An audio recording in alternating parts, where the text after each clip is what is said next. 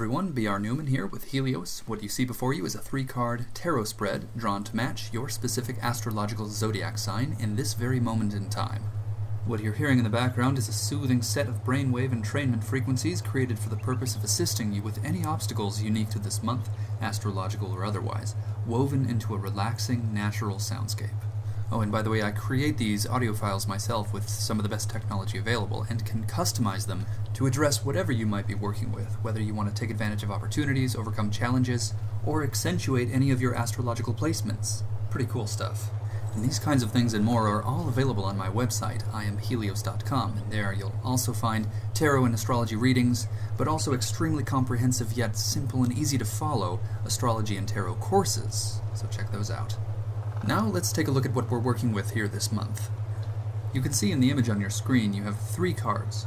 The one in the middle is a central theme. It's meant to summarize your general situation, and then on either side of it are 2 cards, or 2 doorways you could look at them as. You walk through one or the other, so listen to the definitions of everything to not only reflect on the nature of your current situation, but also make a conscious choice about how you would like to proceed, the left-hand path or the right-hand path. But first and foremost, your central theme. The Knight of Wands. Like all knights, like all court cards in tarot, this is associated with one of the 16 Myers-Briggs personality profiles.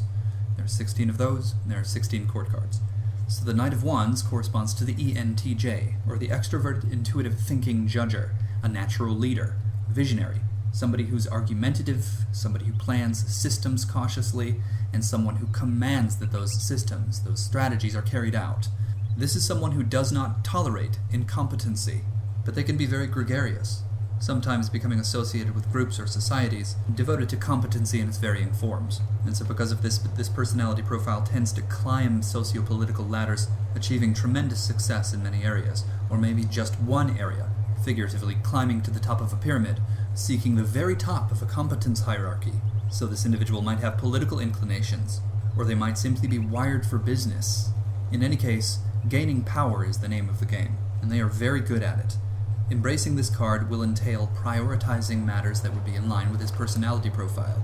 Whether or not this is a match for your personal wiring, this card beckons it forward, beckons it out of you. It's called for in one way or another as a kind of strategy. This personality profile can be easily translated into a game plan, or an outline of the ideal perspective you should have in order to make the best of the situation. Many of us who aren't a match for this profile at least know people who are, in which case the experience of this card would likely either be such individuals playing a more prominent role in our lives, or such individuals being ideal role models, if our intent is to make the best of the situation. An intent I would certainly encourage. From this position, you can choose to take the left-hand path or the right-hand path, so we'll start with the left. The Princess of Cups. Like all of her court card companions, the Princess of Cups has a tie to one of the Myers-Briggs personality profiles, of which there are also 16. So in this case, the Princess of Cups corresponds to the INFP, or the introverted, intuitive, feeling perceiver. So this is someone who's almost always performing some kind of noble service to aid society, someone with a very strict set of personal values, someone who's always seeking inner order, inner peace, someone very creative, non-directive, reserved, and very idealistic. This personality profile is prone to fantasy, fantasizing, just imagining how things could be. And this way of existing, this way of perceiving, is vital, is so important to humanity as a whole. Embracing this card would entail first prioritizing inner peace, and then dreaming about what might be possible from this peaceful platform. When such states of inner peace are achieved, one is immediately faced with a contrast between that inner peace and the outer chaos. So then that individual is almost inevitably drawn to spread that inner peace, to emanate this inner peace, like a healing process, a healing force that needs to be applied. So being of service to aid society is the action that ensues, and that may in fact be precisely what is necessary at this time. Of course, it's up to you to decide whether or not this is relevant or necessary. Or you can choose to approach the situation outlined by your central theme according to the right-hand path. The Ace of Discs. Like all aces in tarot, this is associated with Keter on the Tree of Life, the primordial essence of each respective element.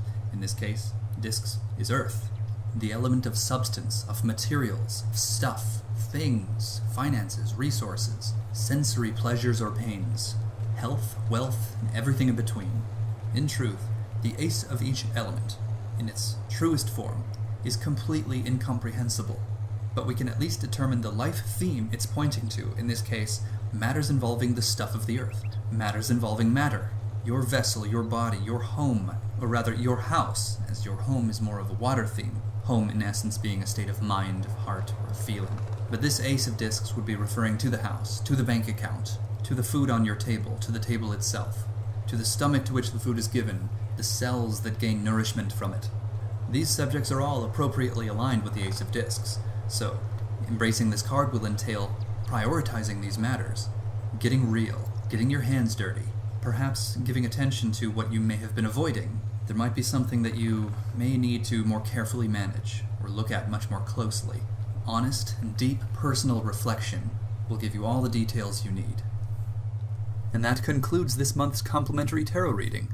Of course, to get truly serious, very specific, in the most useful way possible, you're going to want to contact me for a tarot reading, for an astrology reading, or a tarot-astrology fusion reading. You'll be so glad you did. You can subscribe to my YouTube channel and explore other videos I might have that are relevant to this month. You can subscribe to my website to receive updates, special deals, and freebies as well. I hope you have a really great month. Thank you so much for watching.